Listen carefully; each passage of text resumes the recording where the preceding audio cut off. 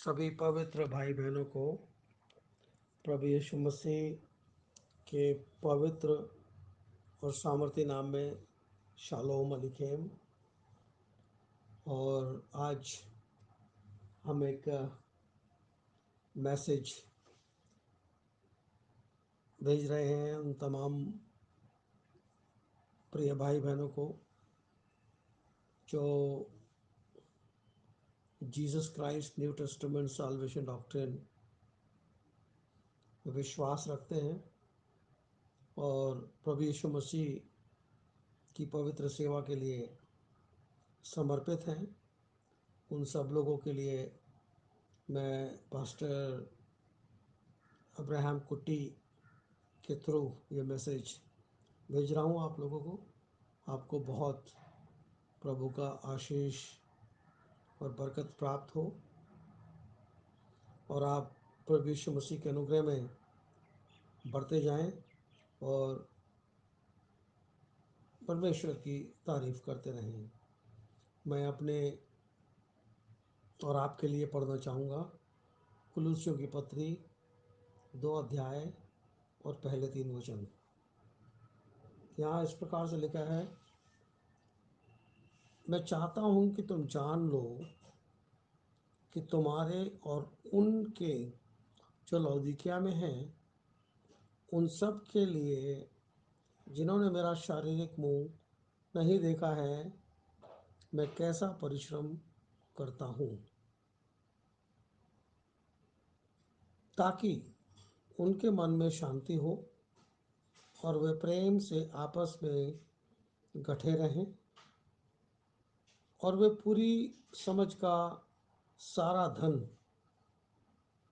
प्राप्त करें और परमेश्वर पिता का भेद अर्थात मसीह को पहचान लें, जिसमें बुद्धि और ज्ञान के सारे भंडार छिपे हुए हैं। यहोवा परमेश्वर की आशीष उसके पवित्र वचन के पढ़े और सुने जाने पर हो। आमीन। मेरे प्रिय भाई बहनों, हमने जो पोर्शन बाइबल से पढ़ा वो एक क्लियर और साफ तौर के ऊपर हमको एक संदेश देता है। और संदेश का सारांश क्या है? तीसरे पद में लिखा है, जिसमें बुद्धि और ज्ञान के सारे भंडार छुपे हुए हैं और परमेश्वर पिता के भेद को अर्थात यीशु मसीह को पहचान लो।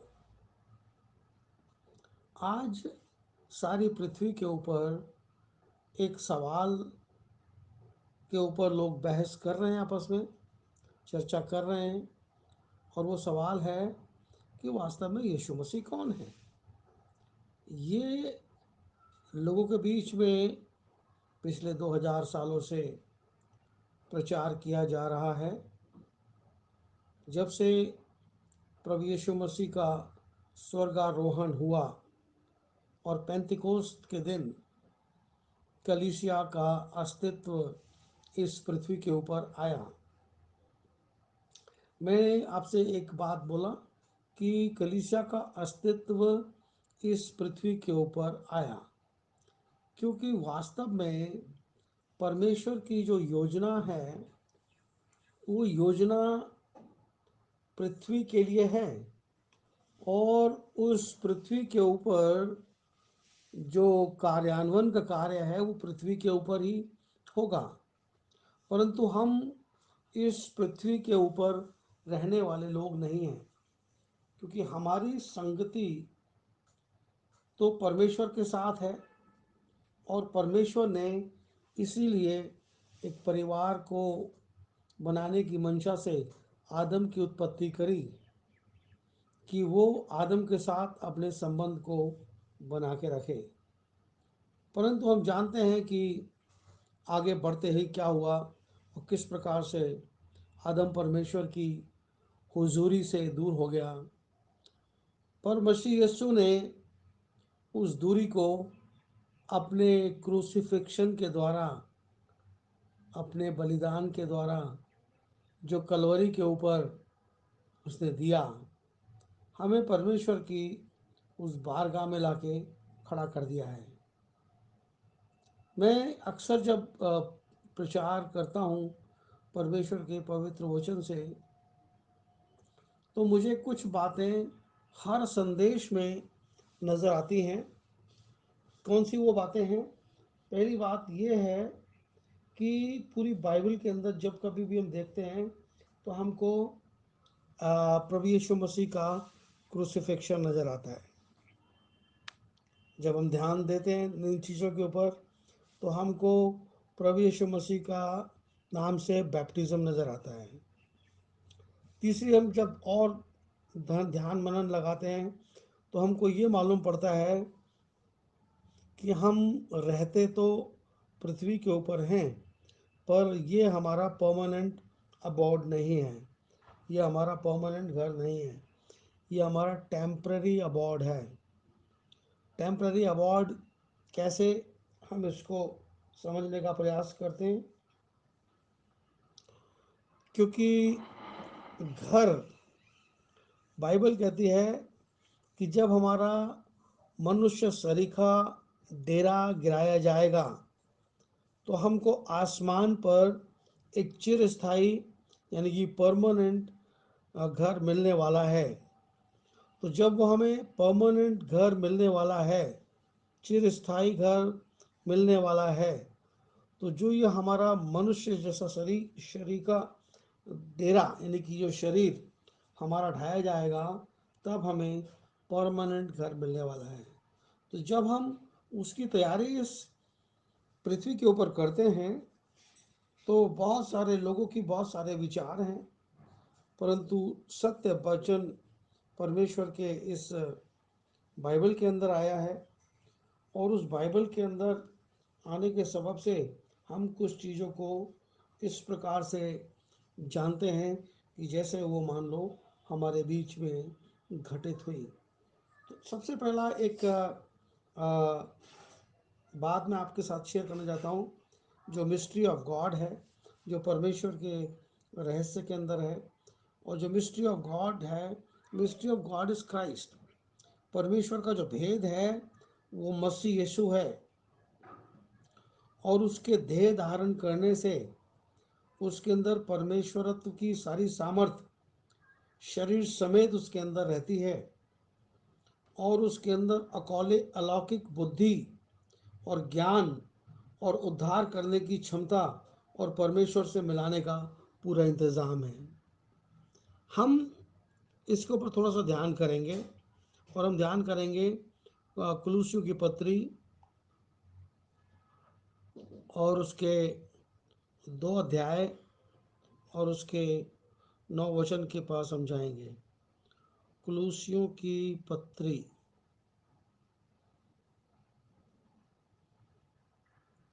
और 2 अध्याय और उसका 9 वचन। यहाँ लिखा है,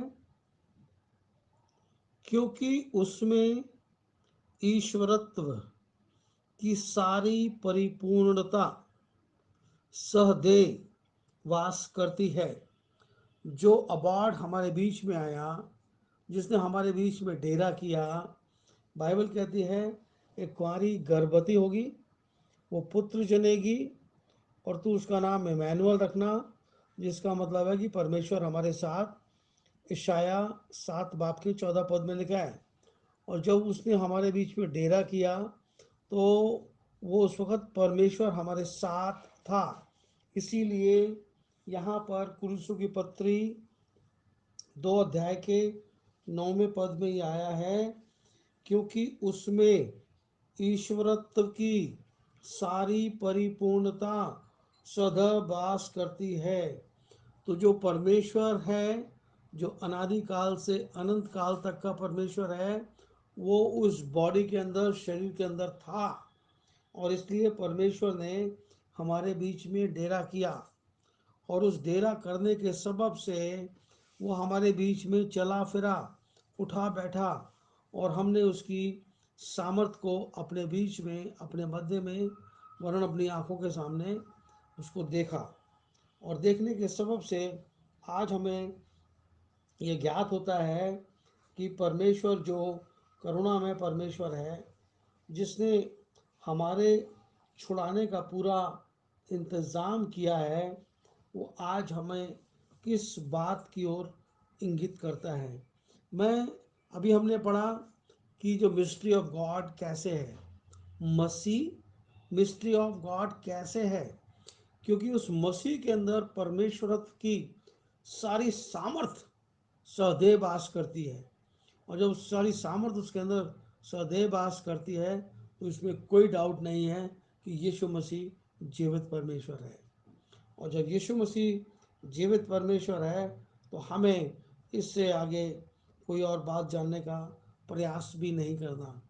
हम देखेंगे दूसरा कुरिन्थियों 5 अध्याय और उसका 17 वचन। यहाँ लिखा है, इसलिए यदि कोई मसीह में है तो वो नई सृष्टि है, पुरानी बातें बीत गई, देखो सब नई हो गई। और ये सब मिलकर परमेश्वर की ओर से है, जिसने मसीह के द्वारा हमारा मेल मिलाप करा दिया और मेल मिलाप की सेवा सौंप दी। अर्थात परमेश्वर ने मसीह में होकर संसार का मेल मिलाप किया और उनके अपराधों का दोष उन पर नहीं लगाया, और उसने उनके उस मेल मिलाप का वचन उन्हें सौंप दिया। तो उस मेल मिलाप का वचन हमको सौंप दिया गया है। परमेश्वर ने मसीह में होकर हमारे साथ मेल मिलाप किया है। अभी हमने देखा कि बाइबल कहती है कि उसने उनका दोष उनके ऊपर नहीं लगाया। जो दोष मनुष्य जाति का था, वो उनके ऊपर नहीं लगाया, वरन एक बड़ा काम किया। हम इसको देखेंगे कुलुस्सियों की पत्री 2 अध्याय और उसके 14 और 15 वचन में। यह लिखा है, और विधियों का वो लेख और नियम जो हम पर और हमारे विरोध में था, मिटा डाला और उसे क्रूस पर कीलों से जड़कर हमारे सामने से हटा दिया। और उसने प्रधानताओं और अधिकारों को अपने ऊपर से उतार कर उनका खुल्लम खुल्ला तमाशा बनाया, और क्रूस के कारण उसकी जय जयकार की ध्वनि सुनाई देती है। और हमने देखा कि परमेश्वर ने कैसे मसीह में से होकर उन तमाम चीज़ों का, जिनके आगे मनुष्य जाति नतमस्तक थी, उन सब का खुल्लम खुल्ला मजाक उड़ाया। और बाइबल कहती है कि उसकी जय जयकार की ध्वनि उस क्रूस पर से साफ सुनाई देती है। क्रूस के कारण उन पर जय जयकार की ध्वनि सुनाई दी। हम जब इस मकसद से यहाँ पर परमेश्वर के निकट एकत्रित हुए हैं, ये देखने के लिए कि परमेश्वर की योजना मनुष्य जाति के लिए क्या है। अब मनुष्य जाति के लिए जब हम उसकी योजना के ऊपर ध्यान करते हैं, तो हमें बड़े गंभीरता के साथ एक बात को देखना पड़ेगा। और वो बात क्या है? बाइबल बड़े साधारण शब्दों में कहती है। मैं पढ़ना चाहता हूँ एक पद, और यहाँ पे लिखा है मत्ती 13 अध्याय का 11 वचन। प्रभु यीशु मसीह बहुत सारे लोगों से दृष्टांत में बातें कर रहा था, और इस पर उसके चेलों ने आकर उससे कहा कि हे गुरु, तू क्या करता है? लोगों से दृष्टांत में बातें क्यों करता है? तो यीशु मसीह ने उनको उत्तर दिया और बोलता है कि तुमको स्वर्ग राज्य के भेदों की समझ दी गई है, पर उनको नहीं। इस संसार को उन भेदों की समझ दी गई नहीं दी गई है, परंतु इस संसार में जो परमेश्वर के लोग हैं और जो परमेश्वर की सिद्ध योजना पर अपने मन को लगाते हैं, उनको परमेश्वर ने इसकी सोच, इसकी समझ दी गई है। अगर परमेश्वर हमको वो सोच देता है, तो ये हमारी जिम्मेवारी बनती है कि हम उन बातों को कैसे पकड़ के रखने का प्रयास करें। क्योंकि ये हमारी जिम्मेवारी बन जाती है। और उसी बात को मैं और थोड़ा क्लियर करने के लिए एक पद, दो पद बल्कि आपके साथ पढ़ना चाहूँगा। और ये पद मिलेंगे आपको अ, मत्ती 13 अध्याय और उसके 34 और 35 वचन में। यहाँ लिखा है, ये बातें यीशु ने दृष्टांतों में लोगों से कही, और बिना दृष्टांत वह उनसे कुछ ना कहता था, कि जो वचन भविष्यवक्ता के द्वारा कहा गया था वह पूरा हो, कि मैं दृष्टांत कहने को अपना मुंह खोलूंगा और उन बातों को जो जगत की उत्पत्ति से गुप्त रही हैं प्रकट करूंगा। तो जो परमेश्वर की योजना थी उद्धार को लेकर, वो जगत की उत्पत्ति से गुप्त रही थी, और उन बातों को प्रभु यीशु मसीह ने दृष्टांतों में कहना शुरू किया। और जब प्रभु यीशु मसीह इस जगत के उद्धार के विषय में बातें करते थे, तो वो लोगों के समझ में नहीं आती थी। और जब नहीं आती थी तो प्रभु यीशु मसीह बड़े ही सहज अंदाज में उनसे बातें किया करते थे, और दृष्टांत में उन बातों को कहने का प्रयास करते थे, क्योंकि वो जानते थे कि अगर मनुष्य को एक साथ सब कुछ बता दिया जाएगा तो वो उसको ग्रहण नहीं कर सकता। और जब वो एक साथ उनको ग्रहण नहीं कर सकता तो वो उद्धार को कैसे पा सकेगा। इसलिए उन बातों को थोड़ा सा हल्का करके, थोड़ा सा कॉम्प्लिकेट मैनर में उनके सामने दृष्टांत में रखता था। और एक दफ़ा ऐसा ही हुआ कि एक बहुत बड़ा बुद्धिमान व्यक्ति जिसका नाम निकोदेमुस था, वो प्रभु यीशु मसीह के पास आया और प्रभु यीशु मसीह से बात कहने लगा। मैं पढ़ देता हूँ आपके लिए यूहन्ना रचित सुसमाचार उसके 3 अध्याय के 1 वचन से हम पढ़ते हैं। यह लिखा, फरीसियों में से निकोदेमुस नाम का मनुष्य था, जो यहूदियों का सरदार था। उसने रात को यीशु के पास आकर उससे कहा, हे रब्बी, हम जानते हैं कि तू परमेश्वर की ओर से होकर गुरु होकर आया है, क्योंकि कोई इन चिन्हों को जो तू दिखाता है, यदि परमेश्वर उसके साथ ना हो तो नहीं दिखा सकता। यीशु ने उसको उत्तर दिया, मैं तुझसे सच सच कहता हूँ कि यदि कोई नए सिरे से ना जन्मे तो परमेश्वर के राज्य को देख नहीं सकता। निकोदेमुस ने उससे कहा, जब मनुष्य बूढ़ा हो गया तो कैसे जन्म ले सकता है? क्या वह अपनी माता के गर्भ में दूसरी बार प्रवेश करके जन्म ले सकता है? यीशु ने उत्तर दिया, मैं तुझसे सच कहता हूँ कि जब कोई जल कोई मनुष्य जल और आत्मा से ना जन्मे तो परमेश्वर के राज्य में प्रवेश नहीं कर सकता। क्योंकि जो शरीर से जन्मा है वो शरीर है, और जो आत्मा से जन्मा है वो आत्मा है। अचंभा ना कर कि मैंने तुझसे कहा कि नए सिरे से जन्म लेना आवश्यक है। हवा जिधर चलती है, जिधर चाहती है उधर चलती है, तू उसकी आवाज़ नहीं सुनता, परंतु जानता है कि वो कहाँ से आती है और किधर जाती है। जो कोई आत्मा से जन्मा है वो भी वैसा ही है। और निकोदेमुस ने उसको उत्तर दिया, ये बात कैसे हो सकती है? यीशु ने ये सुनकर उससे कहा, तू इज़राइलियों का गुरु होकर भी क्या इन बातों को नहीं समझता? मैं तुझसे सच सच कहता हूँ, हम जो जानते हैं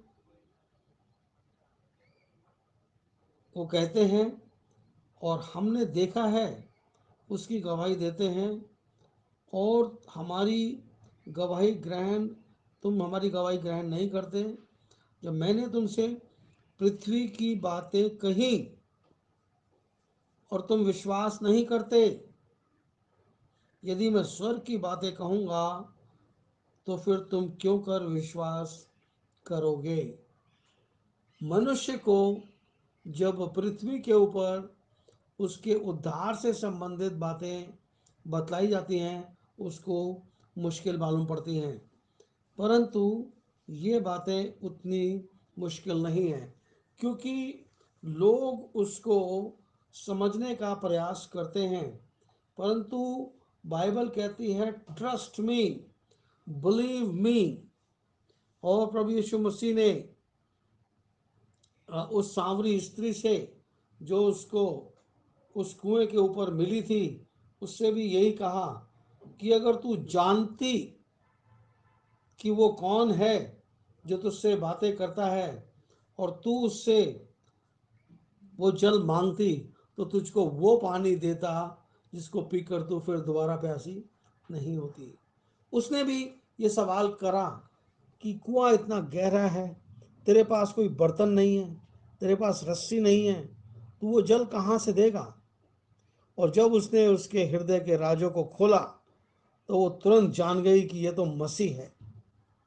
तो आज हम इस संसार के अंदर जब रहते हैं और इन चीज़ों को देखते हैं, तो ये हमारा जो हृदय है वो हमसे बड़ी व्याकुलता के साथ उस बात को खोजने का प्रयास करता है।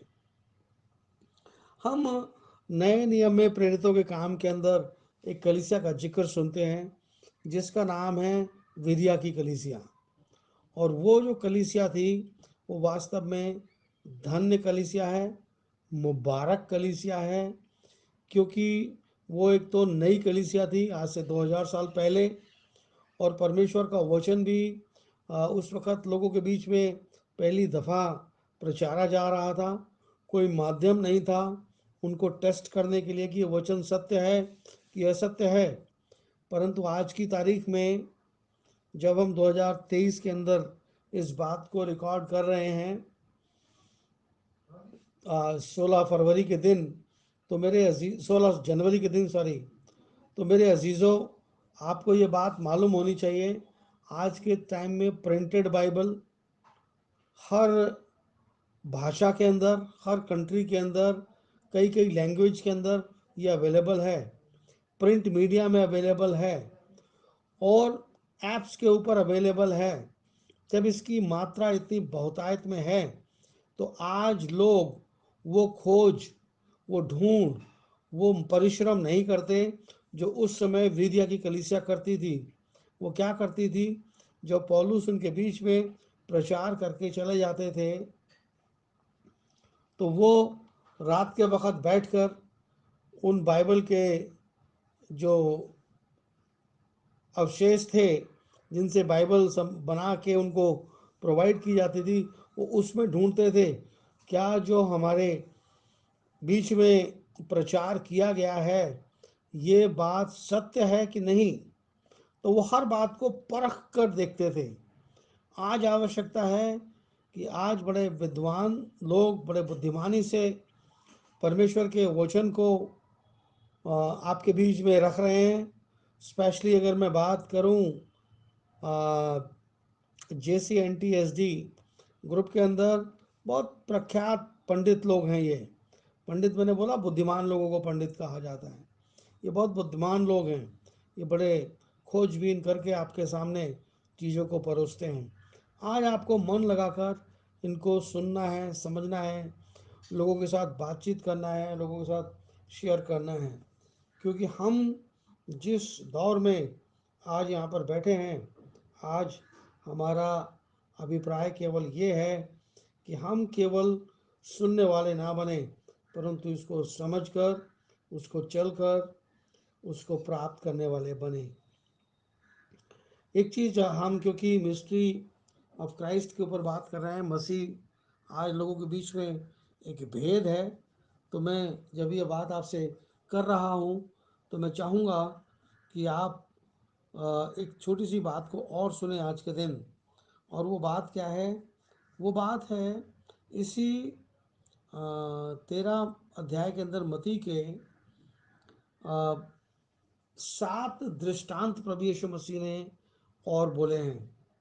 और जो 7 दृष्टांत प्रभु यीशु मसीह ने बोले हैं, तो अगर मैं आपके ध्यान को आकर्षित करना चाहूँ तो मैं ये बताना चाहता हूँ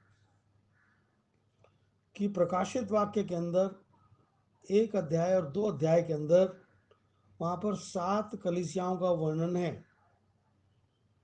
और वो सातों कलीसियाएं उस वक़्त एशिया माइनर के अंदर पाई जाती थी।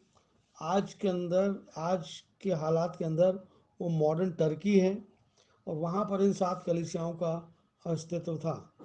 तो जो 13 अध्याय के अंदर वर्णन किया गया है, यहाँ पर भी 7 कलीसियाओं का जिक्र हो रहा है ये। परंतु समझने वाले के लिए ये कलीसिया है, ना समझने वाले के लिए एक दृष्टांत ही है। तो आप जब इसके अंदर मशक्क़त कर रहे हैं, मेहनत कर रहे हैं, तो आपको बड़े लगन के साथ काम करना चाहिए। और मैं आपके ध्यान को एक दफ़ा और उसी ओर ले जाने की कोशिश करूँगा, जैसा हमने पहला कुरिन्थियों के अंदर अभी देखा कि परमेश्वर की उद्धार की योजना के विषय में अभी हमने पढ़ा, दूसरा कुरिन्थियों में 5 अध्याय के अंदर। अब मैं एक दो वचन आपके लिए फिर से पढ़ना चाहूँगा, और ये मिलेंगे आपको कुरिन्थियों, पहला कुरिन्थियों और उसके 15 अध्याय को। और जब हम पहला कुरिन्थियों निकालेंगे तो हम निकालेंगे 15 अध्याय का 51 और 52 वचन। क्योंकि थोड़ी सी मिस्ट्री की हम बात कर रहे हैं, तो यहाँ पर भी एक मिस्ट्री है, यहाँ पर भी एक भेद है। और ये 51 वचन कहता है, देखो मैं तुमसे भेद की बात कहता हूँ। यहाँ पर भी एक भेद की बात पौलुस ने हमारे सामने रखी। देखो मैं तुमसे भेद की बात कहता हूँ, हम सब तो नहीं सोएंगे, परंतु सब बदल जाएंगे। ये क्षण भर में, पलक मारते ही, अंतिम तुरही फूकते ही होगा। क्योंकि तुरही फूकी जाएगी, मुर्दे अविनाशी दशा में जलाए जाएंगे, दशा में उठाए जाएंगे, और हम बदल जाएंगे। ये एक मिस्ट्री है। और ये मिस्ट्री कैसे होने वाली है, इसका डिटेल्ड इन्फॉर्मेशन जो है वो हमको तिस्सलुनीकियों के अंदर मिलती है। पहला तिस्सलुनीकियों उसका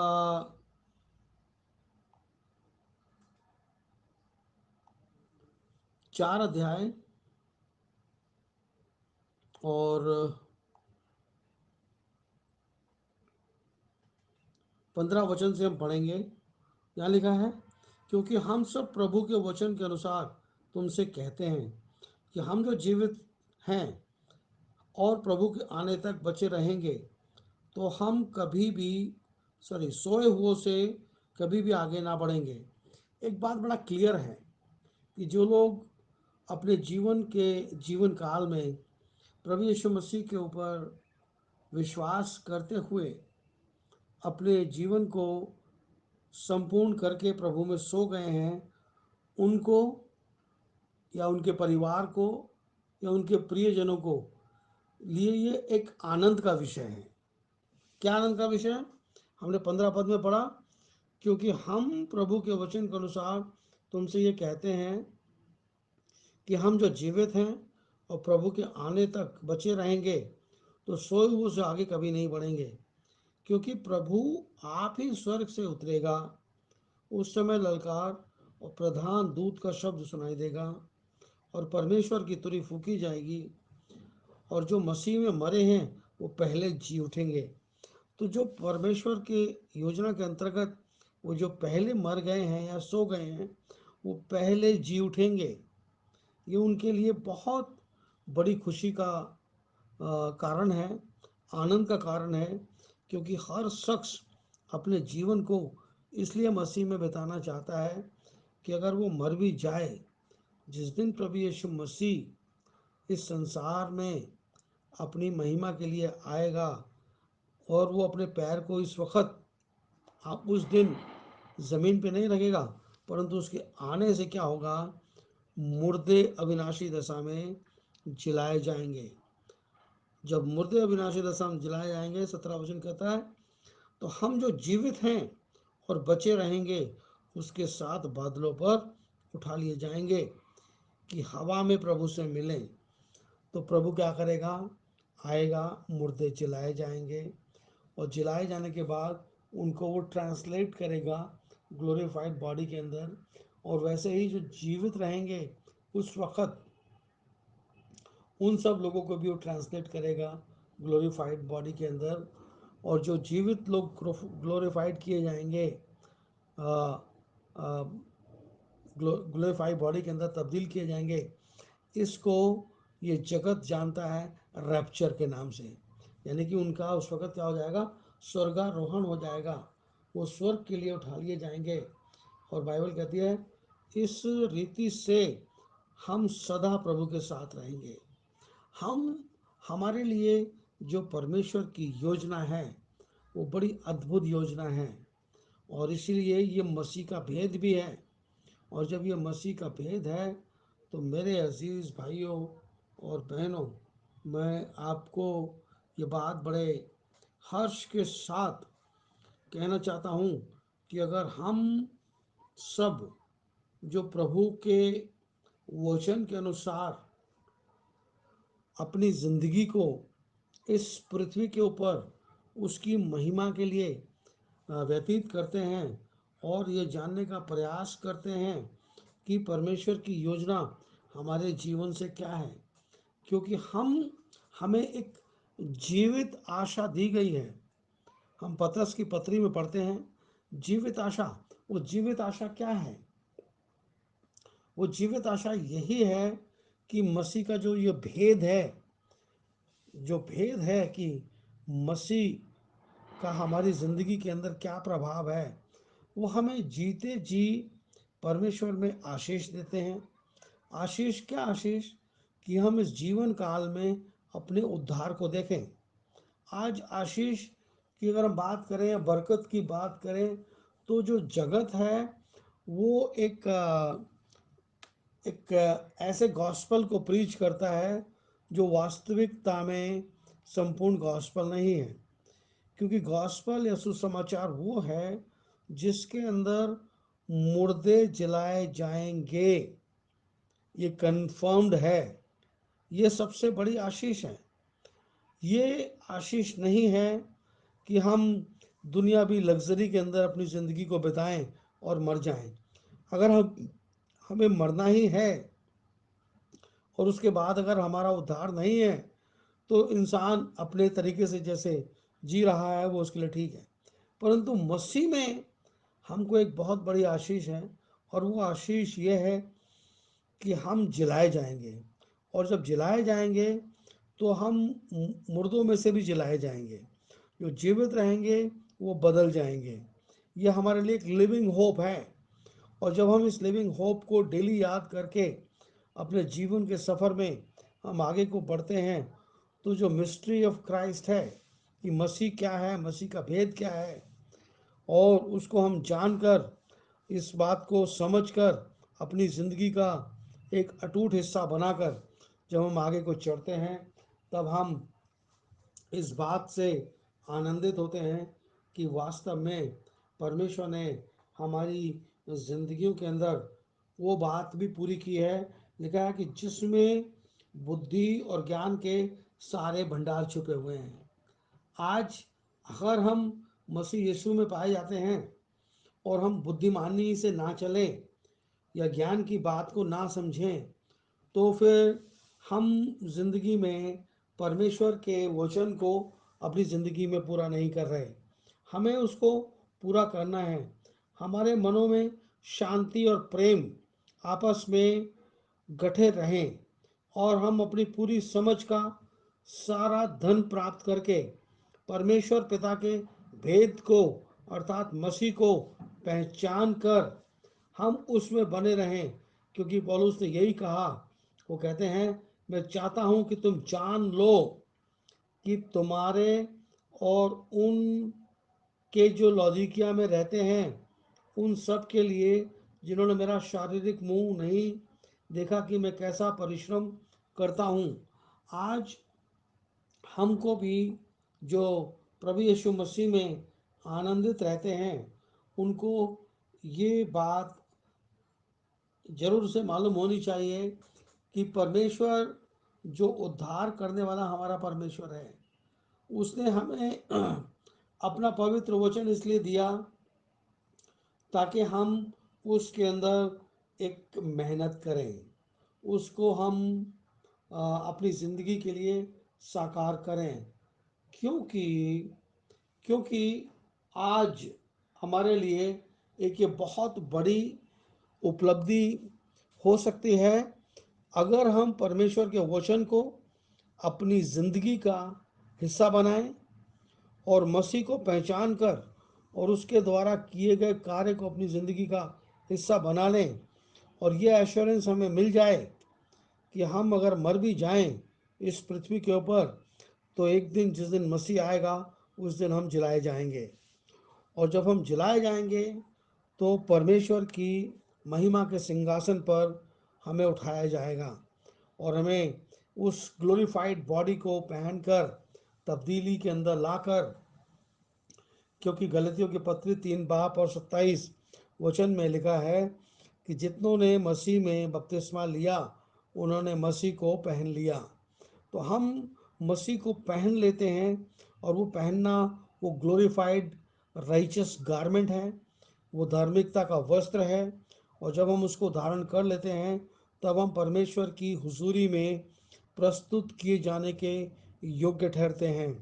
क्योंकि अभी हमारी जो अवस्था है वो ऐसी अवस्था नहीं है, जो हमारी अभी शरीर में अवस्था है वो ऐसी अवस्था नहीं है कि हम परमेश्वर में के समक्ष उसके सिंहासन के पास पहुंचाए जाएं।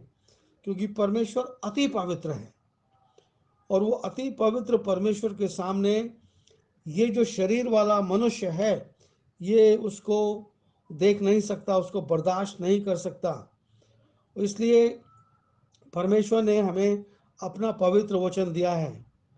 जब परमेश्वर ने हमें अपना पवित्र वचन दिया है और उस वचन के लिए बाइबल कहती है कि वो 7 दफा ताए हुए सोने और चांदी से भी उत्तम है। और जब वो 7 दफा ताए हुए सोने और चांदी से उत्तम है, तो उस वचन को हमें अपनी इस बॉडी का, अपनी ज़िंदगी का, अपने आत्मा का हिस्सा बनाना है। और जब वो हमारे शरीर में आकर उस कार्य को करेगा, तो मेरे अजीज़ों, वो कार्य परमेश्वर की महिमा के लिए होगा, ये जीवन परमेश्वर की महिमा के लिए होगा। आप इस बात को सोच के देखें कि संसार के अंदर आज केवल मसीह लोगों को छोड़कर किसी के पास कोई आशा नहीं है। जब कोई मर जाता है तो वो तरह तरह के धार्मिक चीज़ों को करते हैं, क्योंकि उनके पास कोई गारंटेड, कोई कंफर्म कोई ये चीज़ नहीं बताई गई है कि ऐसा करोगे तो तुम्हारा जीवन मोक्ष को प्राप्त करेगा। उनके पास मोक्ष नहीं है। लोग मोक्ष की बात करते हैं मगर मोक्ष बिल्कुल भी नहीं है, क्योंकि नहीं है उनके पास। लोग उद्धार की और धार्मिकता की और दुनिया भर की बातें करते हैं, बट उनके पास नहीं है। क्योंकि बाइबल हमें इस बात के लिए रिस्ट्रिक्ट करती है कि हमें मनुष्य के द्वारा बनाए गए धर्म सिद्धांत को नहीं मानना। हमें केवल जो जीवित परमेश्वर के द्वारा दिया गया वचन है, जो उसकी सामर्थ है, जो उसका आत्मा है, जो उसने अपने लोगों के लिए दिया है, हमें उसकी अगुवाई में चलना है। जब अब्राहम को परमेश्वर ने बुलाया 17 अध्याय के अंदर, तो अब्राहम से परमेश्वर ने कहा कि है अब्राहम, तू मेरी प्रेजेंस में, यानी कि मेरे उपस्थिति में चल और एक सिद्ध मनुष्य हो जा। आज भी परमेश्वर का पवित्र वचन उन तमाम लोगों से ये कहता है कि जिस यीशु को परमेश्वर ने प्रभु भी ठहराया और मसीह भी ठहराया, इस बात को सुनकर इजरायलियों के हृदय छिद गए और वो इजरायली लोग पतरस और बाकी प्रेरितों के पास आकर ये पूछने लगे, हे भाइयों, हे प्रेरितों, हे संतों, अब आप हमें बताओ कि हम उद्धार पाने के लिए क्या करें। पतरस ने कहा, तुम में से हर एक अपने अपने अपराधों के लिए पश्चाताप करे और यीशु मसीह के नाम से बपतिस्मा ले, तो तुम पवित्र आत्मा का दान पाओगे। और ये प्रतिज्ञा तुम्हारे लिए और तुम्हारी संतानों के लिए और ये दूर दूर के देश के रहने वालों के लिए है, जिसको प्रभु हमारा परमेश्वर अपने पास बुलाएगा। और आज परमेश्वर ने आपको अपने पास बुलाया है, आपको पवित्र आत्मा देने के लिए उसने बुलाया है। और जो पवित्र आत्मा देने के लिए उसने बुलाया है, तो मेरे अजीज़ों, पवित्र आत्मा परमेश्वर का पवित्र जीवन है। और जब परमेश्वर ने पवित्र आत्मा देने के लिए आपको बुलाया है, तो परमेश्वर ने अपना जीवन आपको दे दिया है, जो अनंत जीवन है। ये जीवन परमेश्वर का है और परमेश्वर ने हमें दिया है। और जब परमेश्वर ने हमें अपना अनंत जीवन दिया है, तो मेरे अजीज़ साथियों, आज हमारे पास इससे बढ़कर कोई उल्लास नहीं, क्योंकि हमने यूहन्ना रचित सुसमाचार उसके 1 अध्याय के 3 वचन में इस प्रकार से लिखा है कि सब कुछ उसी के द्वारा उत्पन्न हुआ, और जो कुछ उत्पन्न हुआ उसमें कोई ऐसी वस्तु नहीं जो उसके द्वारा उत्पन्न ना हुई। उसमें जीवन था और जीवन मनुष्य की ज्योति थी, और ज्योति अंधकार में चमकी और अंधकार ने उसे ग्रहण नहीं किया। आज हम, क्योंकि अंधकार की संतान नहीं, परंतु हम ज्योति की संतान हैं, इसलिए हमने परमेश्वर के इस पवित्र वचन को ग्रहण किया है। और ग्रहण करने के सबब से हम सबका हृदय आनंदित है और हम सब लोग मगन हैं। मैं आप सब लोगों के लिए बड़ी दुआ करता हूँ कि परमेश्वर आप सबको आशीष और बरकत दे और अपने आनंद जीवन से परिपूर्ण करे। God bless everyone. आमेन।